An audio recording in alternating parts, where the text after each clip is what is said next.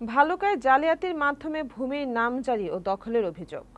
ময়মনসিংহের ভালুকায় এস.এ. খতিয়ান জালিয়াতির মাধ্যমে নামজারি ও জমা খারিজ করে জমি দখলে নেওয়ার অভিযোগ উঠেছে প্রভাবশালী আব্দুস সাত্তার মাস্টার ও জিয়াউর রহমান গংয়ের বিরুদ্ধে। ভালুকা উপজেলা প্রতিনিধি ইমন সরকার আইটিভি বাংলাকে জানিয়েছেন, রেকর্ডীয় খতিয়ানে মালিক 4 জন থাকলেও নামজারিতে 3 জন দেখানো হয়।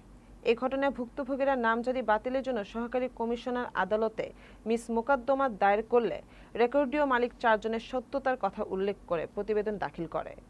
জানা যায়, জামিরদিয়া মৌজায় এস.এ. রেকর্ড 103 নম্বর খতিয়ানে 141, 142, 150 ও 48 নম্বর দাগে তাহির উদ্দিন, কাজিম উদ্দিন, হালিম উদ্দিন উভয় পিতা, আসিম উদ্দিন এবং আব্দুল গনির পিতা ফজর আলী নামে 7 একর 64% জমি রেকর্ডভুক্ত হয়।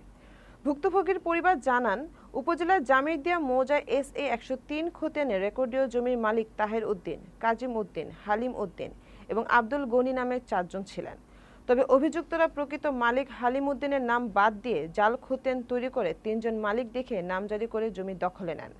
উপজেলা নির্বাহী কর্মকর্তা ও অতিরিক্ত দায়িত্বপ্রাপ্ত সহকারী কমিশনার হাসান আব্দুল্লাহ আল মাহমুদ বলেন, এই মামলাটির শুনানিধীন রয়েছে এবং কাগজপত্র পর্যালোচনা করে আইন মোতাবেক সঠিক রায় প্রদান করা হবে।